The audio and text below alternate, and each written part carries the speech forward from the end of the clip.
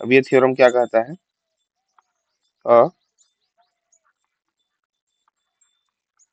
Monotonic sequence is convergent, कि कोई monotonic sequence जो है वो कन्वर्जेंट कब कहलाएगा? If and only if it is bounded, कि कोई मोनोटॉनिक जो सीक्वेंस है, हमारे पास कोई सीक्वेंस है और वो कैसा है? मोनोटॉनिक है। मोनोटॉनिक में क्या क्या हो सकता है? इंक्रीजिंग डिक्रीजिंग दोनों हो सकता है ना, ध्यान देंगे इस बात को। और उसको हम कन्वर्जेंट कहेंगे, कब कहेंगे? If and only if it is bounded. मतलब मोनोटॉनिक सीक्वेंस यदि कन्वर्जेंट है तो बाउंडेड होगा, मोनोटॉनिक सीक्वेंस यदि बाउंडेड है तो कन्वर्जेंट होगा, दोनों तरफ से चलेगा ये, है ना। तो इस थ्योरम का मैं प्रूफ नहीं करा रहा हूँ, प्रूफ आप लोग देखेंगे।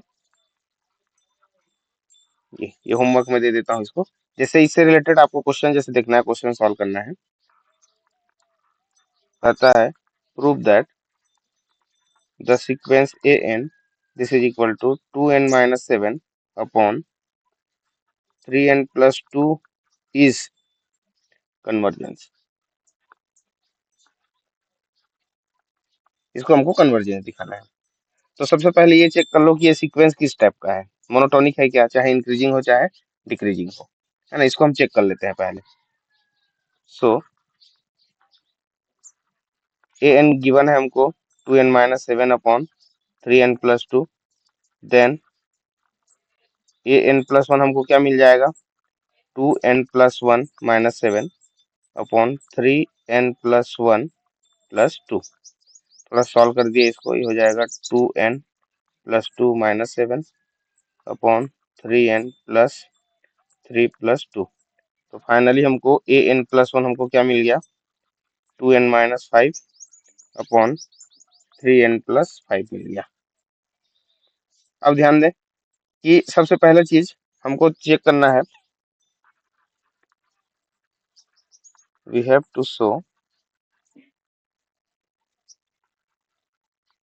सीक्वेंस an इज मोनोटोनिक, है ना। पहले हमको मोनोटोनिक चेक करना है। तो मोनोटोनिक चेक करने के लिए हमको क्या करना पड़ेगा? That is an+1 is greater then an, या फिर an+1 is less then an, कि जितने भी अगला टर्म जाते जाएगा वो हमेशा बड़ा मिलते जाएगा कहेंगे। तो पहला वाला जो केस है वो आपका इंक्रीजिंग के लिए हो जाएगा, और दूसरा वाला जो केस है जो ऑब्लिक करके लिखा हूँ वो आपका इंक्रीजिंग के लिए हो जाएगा, है ना, दोनों ही केस में। या फिर इसी को हम क्या लिखेंगे? an+1 minus an is greater then 0, और an+1 minus an is less then 0। चाहे पॉजिटिव मिले तो इंक्रीजिंग मोनोटोनिक सीक्वेंस हो जाएगा, और यदि नेगेटिव मिल जाता है इन दोनों का डिफरेंस तो ये आपका डिक्रीजिंग मोनोटोनिक सीक्वेंस हो जाएगा। तो चलिए क्या करते हैं, हम इसका डिफरेंस निकालते हैं। सबसे पहले नेगेटिव मिलता है कि पॉजिटिव, उसी से हमको समझ मिल जाएगा कि ये जो सीक्वेंस है मोनोटोनिक है या फिर डिक्रीजिंग है या इंक्रीजिंग है। तो पहला काम an+1 माइनस an ये निकालें आप। तो an+1 है, ये है 2n-5 upon 3n+5, minus an है 2n-7 अपॉन 3n+2। थोड़ा सा कैलकुलेशन पार्ट है, जैसे इसको आप सॉल्व करेंगे तो, है ना, तो ये जब आप पूरा डील करेंगे तो ये आपको मिल जाएगा। होमवर्क के रूप में दे देता हूँ इसको। ये हो जाएगा 25 अपॉन में 3n+2, 3n+5। अब देखिए n हमारा क्या है, यहाँ पे नेचुरल नंबर है। n नेचुरल नंबर है मतलब डिनोमिनेटर तो कंप्लीट आपको क्या मिलेगा? पॉजिटिव मिलेगा, और न्यूमिनेटर भी आपको पॉजिटिव दे रहा है, it means it is greater then 0। So an+1 minus an is greater than 0, it means sequence an is monotonically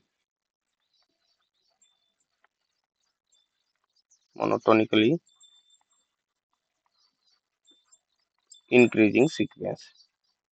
ये मोनोटोनिकली इंक्रीजिंग सीक्वेंस हो गया। अब जैसे अभी हमने थ्योरम जिक्र किया स्टार्टिंग में कि कोई जो है मोनोटोनिक सीक्वेंस कन्वर्जेंट होता है यदि वो क्या हो जाए? बाउंडेड हो जाए। तो हमको इसको अब बाउंडेड दिखाना है।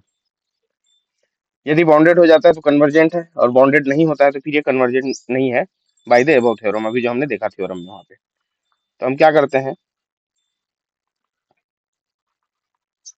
Put n equal to 1, 1 put करके देखते हैं, हमको a1 मिल जाएगा। a1 कितना मिलेगा देखिए, 2 1 जो 2 -7 अपॉन 3 1 जो 3 प्लस 2, ये मिल जाएगा हमको -5 upon 5, this is equal to -1। देखिए हमारा जो सीक्वेंस है वो सीक्वेंस एक्चुअल में क्या होता है कि नेचुरल नंबर के डोमेन से कोई फंक्शन हम डिफाइन करते हैं, और वो जो इमेज मिलता है उस इमेज को नेचुरल नंबर के नेचुरल ऑर्डर में अरेंज करते हैं, एक फिक्स्ड ऑर्डर में अरेंज करते हैं, तब हमको क्या मिलता है, सीक्वेंस मिलता है। तो it will start from 1 because we are talking about the natural number. ध्यान देंगे हम किसके बारे में बात करें, नेचुरल नंबर की, तो 1 से स्टार्ट हो रहा है ना, तो हमने n की वैल्यू क्या रखा, पहले 1 रखा, 1 से ही स्टार्ट करेंगे। और इससे छोटा वैल्यू रख सकते हैं क्या n का, हम बिल्कुल नहीं रख सकते क्योंकि हम नेचुरल नंबर की बात कर रहे हैं। तो यहाँ से क्या समझ आया कि हमारा जो फर्स्ट टर्म होगा वो न्यूनतम कितना वैल्यू देने वाला है हमको, -1। ध्यान दें, इस चीज को समझना है, क्योंकि हमारा जो सीक्वेंस है वो नेचुरल नंबर के नेचुरल ऑर्डर में अरेंज किए जाते हैं, है ना। तो यहाँ पे n की वैल्यू हम न्यूनतम एक ही रख सकते हैं, और एक रखने पे हमको जो फर्स्ट टर्म मिला वो -1 मिला। अब चूंकि ये सीक्वेंस हमारा क्या दिखा दिया हमने, इंक्रीजिंग सीक्वेंस दिखा दिए, मतलब ये हमेशा किस में रहेगा, बढ़ते ऑर्डर में ही रहेगा, इंक्रीजिंग ऑर्डर में रहेगा। तो क्या -1 से छोटी वैल्यू हमको मिल सकती है, नहीं मिलेगी। ध्यान देना इस बात को। जो हमको लोअर बाउंड है वो हमको मिल गया यहाँ से, और वो क्या है, -1। ध्यान दें, इन चीजों को समझना है ना, उन चीजों को मैं लिख नहीं रहा हूँ, उन चीजों को समझना है आपको। अब an को देखते हैं, ये जो हमारा nth टर्म है उसको चेक करते हैं एक्चुअल में हम इसको लिख कैसे सकते हैं। और देखिए 2n - 7 अपॉन 3n प्लस 2। अब इसको थोड़ा सा लिखने का ढंग बदलें, कैसे बदलें, ध्यान देना। ये अपॉन में जो 3n प्लस 2 है, हम न्यूमरेटर में भी 3n प्लस 2 चाहते हैं, तो क्या करना पड़ेगा, इसको हमको करना पड़ेगा 3n, एक n हमने ऐड कर दिया और एक n हम क्या कर दिए, सब्ट्रैक्ट कर दिए। +2 चाहिए तो +2 कर दिए, मीनिंग चेंज ना होकर के इसलिए -2 कर दिया, और ये आपको -7 पहले से अपॉन में 3n प्लस 2। ध्यान देंगे, समझ आ जाएगा ऐसा हम क्या कर रहे हैं। अब यहाँ पे देखिए, ये 3n प्लस 2 को एक साथ ले लिए और बाकी टर्म को एक साथ ले लो, तो हो जाएगा 3n प्लस 2। मतलब डिनोमिनेटर में जितना टर्म्स है 3n प्लस 2, वैसा ही एक टर्म हम कहाँ चाहते हैं, न्यूमिनेटर में चाहते हैं। अब यहाँ देखिए -n बच गया, उसके बाद -2 -7, ये हो गया -9 अपॉन 3n प्लस 2। थोड़ा सा इसके लिखने के ढंग को यदि हम बदलें तो 3n प्लस 2 डिनोमिनेटर में फिर से 3n प्लस 2 चेंज कर दिए, और इसमें हम माइनस कॉमन निकाल लिए, तो ये n plus 9 upon 3n plus 2। अब ये दोनों कैंसिल आउट होके हमारे पास क्या मिल गया, 1 minus n plus 9 upon 3n plus 2। अब देखिए यहाँ पे ये टोटल निष्कर्ष है ना, ध्यान दें, कंक्लूजन, इसको आपको चर्चा करना है कि एक्चुअल में हो क्या रहा है। तो ये n जो हमारा 2n - 7 अपॉन 3n प्लस 2 था, उसको थोड़ा सा लिखने के ढंग को हम बदले तो हमको क्या मिला, 1 minus n plus 9 upon 3n plus 2। मतलब an की जो वैल्यू है हम 1 में सब्ट्रैक्ट करेंगे कितना, n plus 9 upon 3n plus 2। अब आप देख पा रहे हैं n plus 9 3n plus 2 always greater than 0, ये पॉजिटिव वैल्यू है हमेशा, क्योंकि n आपका नेचुरल नंबर है, हमेशा आपको पॉजिटिव वैल्यू मिलेगा, 0 से बड़ा ही मिलेगा। तो यदि 1 में हम कोई पॉजिटिव वैल्यू को सब्ट्रैक्ट करते हैं तो ये ऑलवेज क्या होगा, 1 से बड़ा होगा, सॉरी छोटा होगा। ध्यान दें, जैसे हमने 1 माइनस 1/2 कर दिया एग्जाम्पल के लिए पॉजिटिव वैल्यू, तो क्या मिला, 1/2 मिला, विच इज लेस देन 1। एक में कोई हम पॉजिटिव वैल्यू हम सब्ट्रैक्ट कर दे रहे हैं तो एक से तो छोटा ही मिलेगा ना, जाहिर सी बात है। तो उसी कंडीशन को हमने यहाँ पे रखा है कि यदि हम 1 minus n plus 9 upon 3n plus 2 की बात करें, तो ये कोई भी पॉजिटिव टर्म हमको जैसे मिलता है, तो इसको जब सब्ट्रैक्ट करके सॉल्व करेंगे तो हमेशा हमको क्या मिलने वाला है, an is strictly less than 1 मिलने वाला है। और यहाँ पे हमने बताया कि इसका जो मिनिमम वैल्यू है वो -1 है। तो इन दोनों को यदि हम शामिल करें और लिखें तो हमको समझ आता है कि ये जो सीक्वेंस है वो -1 से बड़ी और +1 से छोटी है। इक्वल टू कर दो इसको।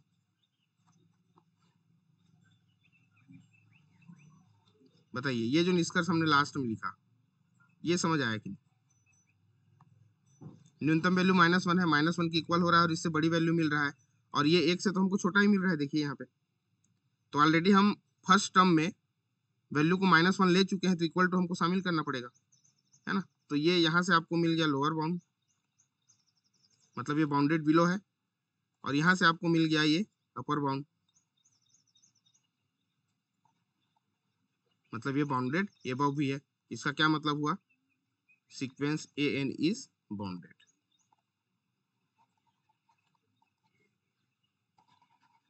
और अभी हमने थ्योरम देखा, by the theorem monotonic plus bounded sequence is convergent. तो इस प्रकार ये जो सीक्वेंस है वो आपका कन्वर्जेंट हो जाएगा। बताइए ये क्वेश्चन समझ आया कि नहीं? थ्योरम का यूज कैसे हुआ?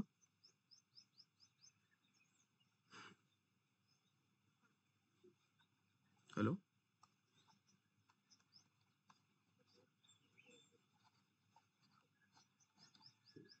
हेलो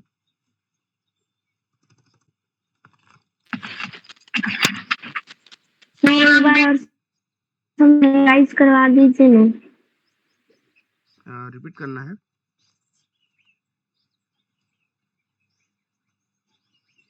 जी सर।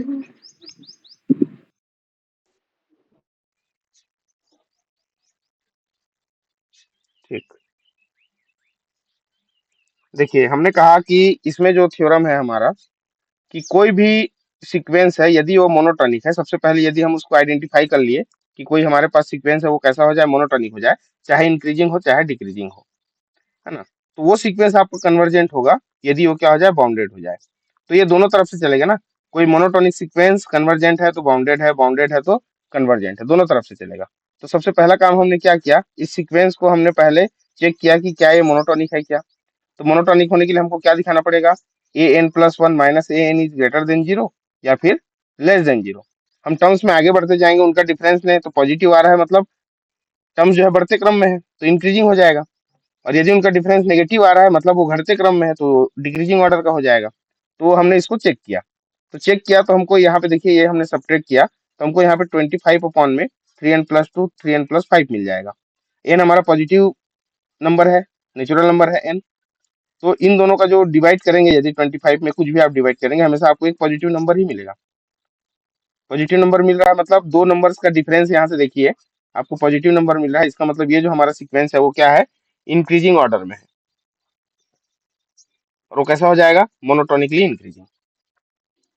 अब जैसे ही सीक्वेंस हमारा मोनोटोनिकली इंक्रीजिंग मिल जाता है, ये देखिए यहाँ से an+1 minus an is greater then 0, so an is monotonically increasing. अब इंक्रीजिंग है, अभी हमने थ्योरम देखा कि यदि हमारा जो थ्योरम है वो क्या है, मोनोटोनिक है, मोनोटोनिक है, और उसको यदि हम बाउंडेड भी दिखा दें तो वो क्या हो जाएगा, वो कन्वर्जेंट हो जाएगा। तो बाउंडेड दिखाने के लिए हमने पहला काम किया कि नेचुरल नंबर का जो न्यूनतम वैल्यू है, मिनिमम वैल्यू हम क्या रख सकते हैं, 1 रख सकते हैं। तो यहाँ पे हमने n की वैल्यू कितनी रखी, 1 1 रखा, तो हमको पता चला कि इसकी वैल्यू कितनी आ रही है, -1, मतलब इसका जो न्यूनतम मान है, मिनिमम वैल्यू है वो -1 है। अब चूंकि हमारा जो सीक्वेंस है अभी हमने इसको पहले प्रूव किया कि ये क्या है, इंक्रीजिंग ऑर्डर में है, मतलब आगे वैल्यू बढ़ते जाएगा, -1 से आगे बढ़ते जाएगा। तो कितना बढ़ सकता है हमने उसको चेक करने के लिए an को, जो उसका nth टर्म है, उसको थोड़ा सा लिखने के ढंग को हमने बदला। कैसे बदला कि ये जो डिनोमिनेटर में जो वैल्यू है 3n+2, बिल्कुल वैसा ही वैल्यू हमने न्यूमरेटर में चेक किया। तो ये 3n+2 में हमने कन्वर्ट किया पहले। तो क्या किया, 2n को 3n करने के लिए एक n ऐड करना पड़ता, मीनिंग ना बदले करके हमने सब्ट्रैक्ट भी किया। +2 चाहिए तो हमने +2 किया, मीनिंग ना बदले करके हमने 2 को माइनस भी कर दिया। इस प्रकार जब इसको सॉल्व किए तो ये n-9 आ गया, और इस प्रकार डिनोमिनेटर अलग अलग करने पे n+9 अपॉन 3n+2 ये अलग हो गया, और 3n+2 कैंसिल आउट होकर होके 1 माइनस n+9 अपॉन 3n+2 हो गया। अब देखिए यहाँ पे और क्या समझना है, 1 माइनस समथिंग, कि एक से कुछ ना कुछ पॉजिटिव वैल्यू हमको क्या करना है, सब्ट्रैक्ट करना है। तो जाहिर सी बात है उसका जो टोटल होगा वो क्या होगा, एक से छोटा ही होगा, जाहिर सी बात है। तो हमको यहाँ से ये समझ आया कि ये जो सीक्वेंस है वो एक से छोटा मिलेगा, इसकी मैक्सिमम वैल्यू एक हो सकती है और उससे छोटी होगी हमेशा। तो एन की वैल्यू 1 रखने पे हमको -1 मिल गया, इधर अधिकतम वैल्यू हमको कितना मिल रहा है, +1 मिल रहा है। तो इससे समझ आया कि ये जो सीक्वेंस की जो वैल्यू है वो -1 से लेकर +1 के बीच में वेरी कर रहा है।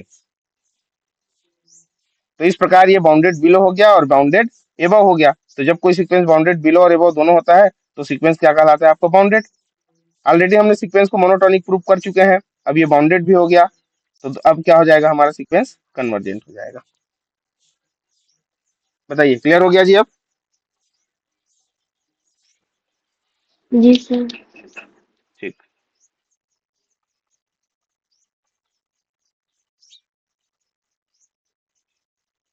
चलो। तो अगला जो हमारा टॉपिक है इसी में, अब नेक्स्ट यूनिट की ओर हम आगे बढ़ रहे हैं। अब वो है इनफाइनाइट सीरीज। तो आज की क्लास में फिलहाल इंट्रोडक्शन थोड़ा सा इसमें और आगे देखते हैं। ऑलरेडी इसको भी आप फर्स्ट ईयर में पढ़ चुके हैं, इनफाइनाइट सीरीज। इसमें क्वेश्चन के साथ साथ कुछ थ्योरम वगैरह भी आपको इसमें सॉल्व करने हैं फोर्थ सेमेस्टर के लिए, इनफाइनाइट सीरीज, है ना। तो सबसे पहले हम देखते हैं सीरीज क्या चीज है, उसके बाद सीरीज को फाइनाइट और इनफाइनाइट के बारे में चर्चा करेंगे। तो ये है the sum of infinite term, the sum of infinite terms. और ये इनफाइनाइट टर्म्स कहाँ से आएंगे, सीक्वेंस से आएंगे, ध्यान देंगे इस बात को। Sequence that follow the specific rule is called series. Already जब हम सीक्वेंस कहते हैं ना तो ये किसी रूल को फॉलो करते ही आगे बढ़ता है। सीक्वेंस की जब हम बात करते हैं, जैसे कि हमको सीक्वेंस और सीरीज दोनों को समझना है एक साथ, है ना, तो सिंपल सा चीज है। जैसे हमने यहाँ पे एक नेचुरल नंबर का सेट ले लिया और यहाँ पे कोई भी सेट ले लिया। अब चूंकि हम रियल नंबर पढ़ रहे हैं तो मैं इसको आर से ही डिनोट करता हूँ और इस पर हम एक फंक्शन डिफाइन करते हैं। तो यहाँ पे क्या मिल जाएगा हमको, एफ एन मिल जाएगा, ध्यान दें। तो ये जो है क्या है, ये सेट ऑफ इमेजेस है, रियल नंबर आर। तो इसको हम क्या करेंगे, रियल सीक्वेंस कहेंगे यहाँ पे।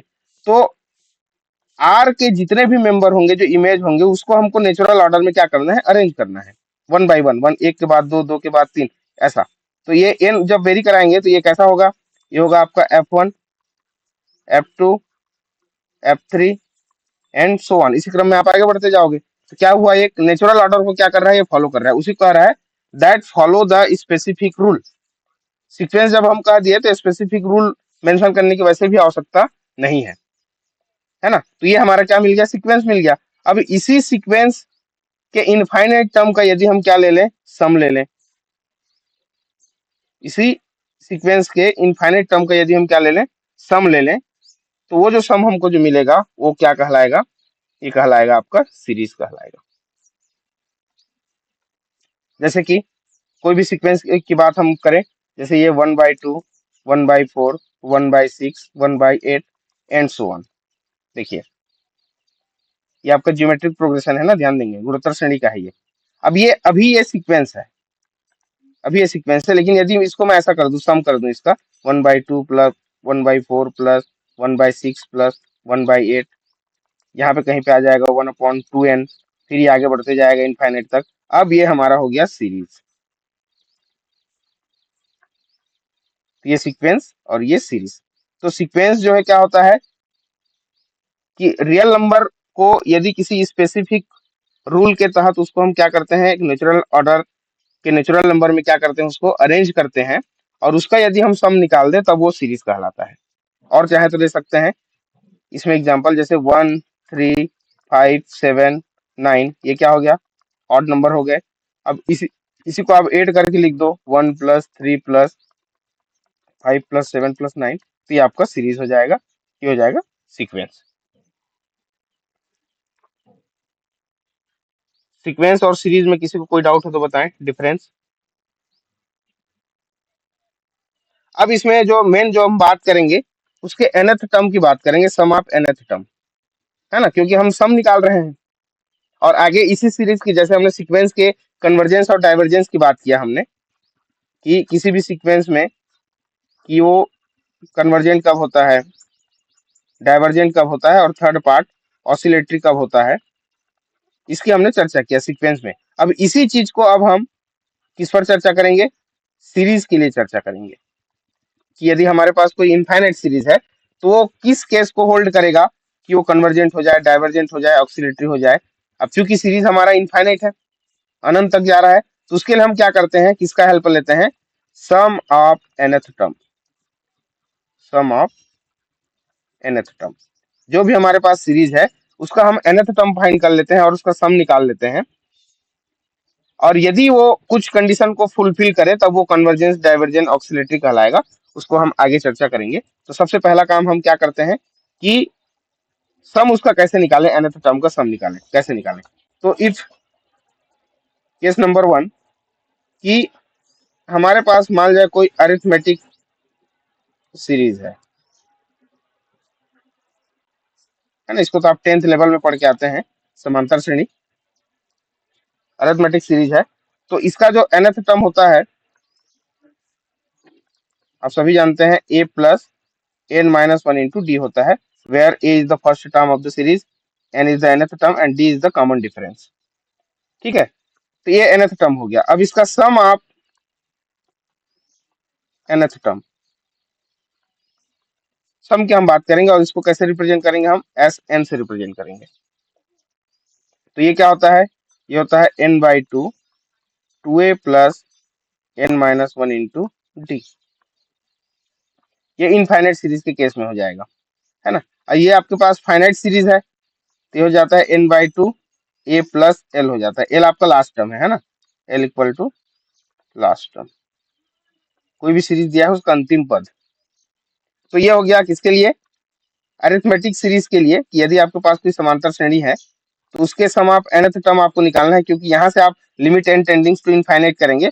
तो यदि कोई फिक्स्ड वैल्यू मिल जाता है तब उसको हम कन्वर्जेंस कहेंगे, फाइनाइट और इनफाइनाइट मिलता है तो डाइवर्जेंट कहेंगे, और कोई भी फिक्स्ड वैल्यू नहीं मिलता है तब उसको हम ऑसिलेटरी कहेंगे, ऐसा। तो उसके लिए हमको sum of nth term of the series हमको सबसे पहला चीज फाइंड करना पड़ेगा। सेकेंड केस है इसी में जियोमेट्रिक प्रोग्रेशन के लिए,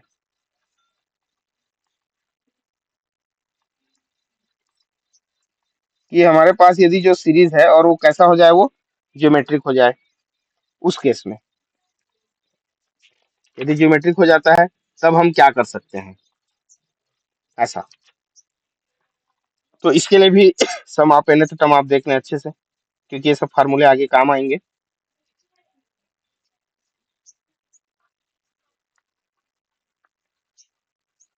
nth टर्म होता है a r n minus one, where r is equal to common ratio, ये कॉमन रेशियो है ना। अब सम ऑफ nth टर्म, कोई भी ज्योमेट्रिक सीरीज का nth टर्म का सम क्या होता है, एस एन इक्वल टू, ये हो जाएगा आपका ए 1 - r⁴ upon 1 - r when r is greater than 1, यदि कॉमन रेशियो आपका एक से बड़ा है। अच्छा, ये छोटा के लिए होता है, sorry, r is less than 1।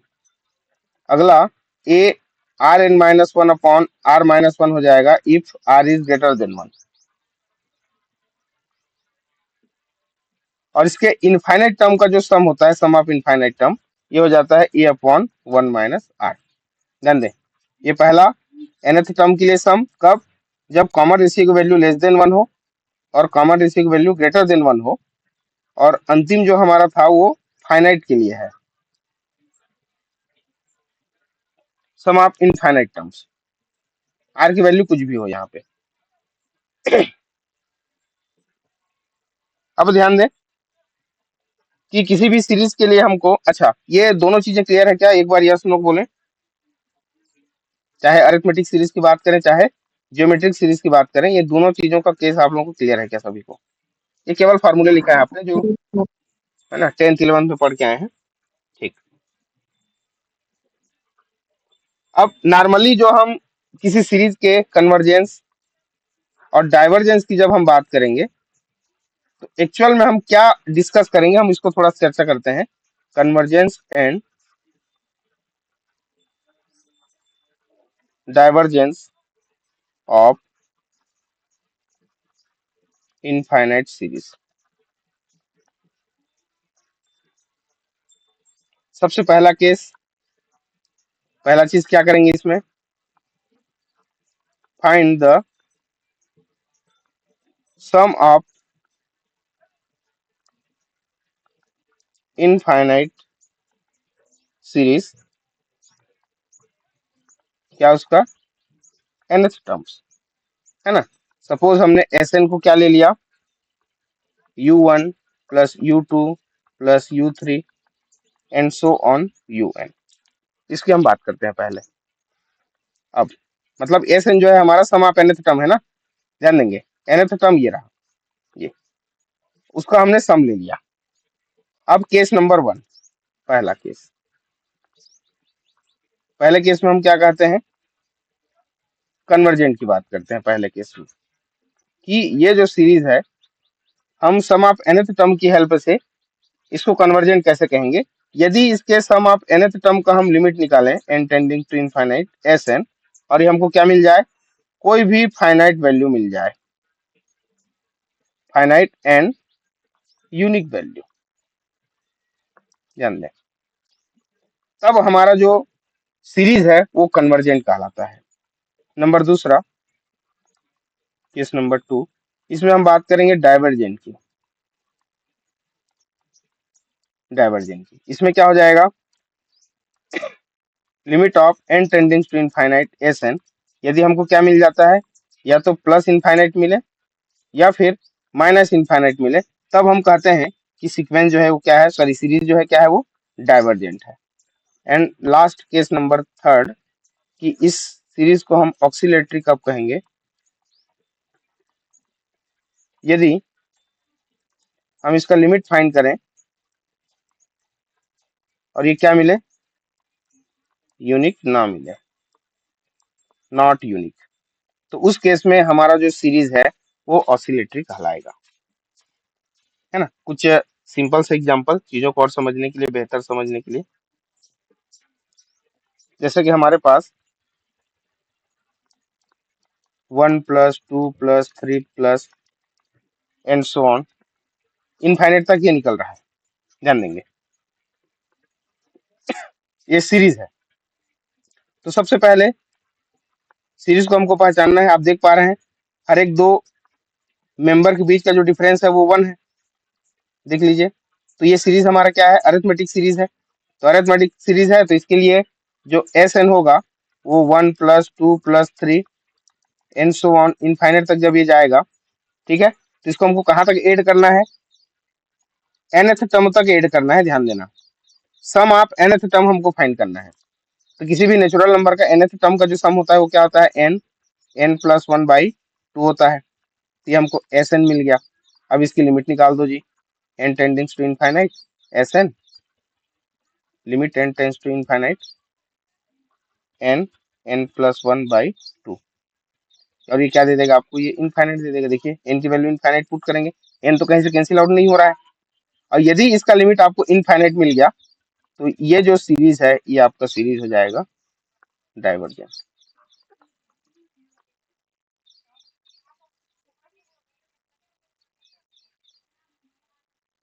Number दूसरा, एग्जाम्पल नंबर 2, हमारे पास है 5 minus 4 minus 1 plus 5 minus 4 minus 1 plus 5 minus 4 minus 1 plus, ये ऐसे आगे बढ़ते जाएगा, ध्यान दें। तो देखिए ये तीन तीन के बंडल में ये सीरीज आगे बढ़ रहा है, 5 माइनस 4 माइनस 1, 5 माइनस 4 माइनस 1, ये रिपीट हो रहा है। एक्चुअल में यदि इन सबका सम देख लें तो 0 0 0 0 0 ऐसा मिलते जाएगा, ध्यान देना। तो कैसे, तो अलग अलग केस हम इसमें ले सकते हैं। पहला केस, इफ यदि nth टर्म को हम 3 का मल्टीपल लेके चलते हैं, ध्यान देना, मतलब m की वैल्यू यदि 1 लेने तो कौन सा टर्म लें, 3 टर्म, शुरू के 3 टर्म। m की वैल्यू 2 ले लें तो 6 टर्म ले लें, शुरू के 6 टर्म, है ना। m की वैल्यू यदि 3 रख दें तो 3 3 9, तो टोटल 9 पदों की हम बात करेंगे, तो 9 पद की बात करेंगे तो ये फिर 3 3 3 ऐसा। तो फाइनली इसका जो सम होगा एस एन, वो क्या मिल जाएगा आपको? 0 मिल जाएगा। एन क्या है? हम पदों की बात कर रहे हैं ना। एन की वैल्यू यदि मैं 1 मिलता है मुझे, तो मैं एक पद की बात कर रहा हूँ, शुरू का एक पद। एन की वैल्यू 3 मिल रहा है, मतलब स्टार्टिंग से जो 3 पद है हम उसकी बात कर रहे हैं, ऐसा। अब एन की वैल्यू यदि हम 3m+1 करें, तो एक पद और बढ़ा दिया हमने। ध्यान देना, पहले तीसरा पद था, अब ये चौथा पद हो गया। पहले छठवां पद था, अब सातवां पद हो गया, एक बढ़ा रहे हैं हम। तो इस केस में क्या होगा देखिए, ये 5 और 5 तो कैंसिल होकर क्या हो गया? 0 हो गया। नेक्स्ट में एक टर्म आपको बचेगा 5, जैसे कि m की वैल्यू मैं 1 रखता हूँ, ध्यान देंगे। तो n इक्वल टू क्या हो जाएगा? 3 × 1 + 1, मतलब क्या? 4। तो हम 4 पदों की बात कर रहे हैं, टोटल 4 टर्म। तो क्या क्या आ जाएगा? 5 - 4 - 1 + 5, ये 4 पद आ गए। अब ये शुरू के 3 पद तो ऐसे ही कैंसिल हो गए, क्या बचा आपके पास? 5। वैसे ही m की वैल्यू जब 2 रखोगे, तो 3 × 2 = 6 + 7 हो जाएगा। 7 टर्म लोगे तो ये क्या हो जाएगा? 5 - 4 - 1, और ये फिर से +5। तो शुरू के 3 टर्म फिर कैंसिल, फिर सेकंड में फिर 3 टर्म फिर कैंसिल, फिर से आपको क्या मिलेगा? 5। तो ऐसे हर बार nth टर्म का जो सम है वो आपको क्या मिलते जाएगा? 5 मिलते जाएगा। इसी में n इक्वल टू यदि हम 3m+2 कर दें, एक और पद जोड़ दें, ध्यान दें, अभी तक 3 हो रहा था, 4 होता, अब 5 हो गया। तो एसएन जो हमको मिलेगा, क्या मिलेगा? अब एक नए 4 को भी जोड़ दो, तो 5 में 4 माइनस करो, कितना मिलेगा? 1 मिलेगा। अब हर बार 1 1 1 मिलता जाएगा, m की वैल्यू यदि आप वेरी कराते जाएंगे तो। ध्यान दें, ये n को हमने m पे डिपेंड करा दिया। m की वैल्यू चेंज करते जाओगे तो n की वैल्यू अलग अलग मिलती जाएगी, और उसके हिसाब से उसका सम ऑफ nth टर्म मिलेगा। तो 051 051 ऐसा मिलते जाएगा। तो आप देख पा रहे हैं सम ऑफ nth टर्म, इसका यदि हम लिमिट निकालते हैं तो ये तो फ्री फ्रॉम n है। ध्यान दें, फ्री फ्रॉम n। n की वैल्यू इनफाइनाइट रखने की आवश्यकता ही नहीं है, क्योंकि 051 ऐसा कांस्टेंट मिल रहा है।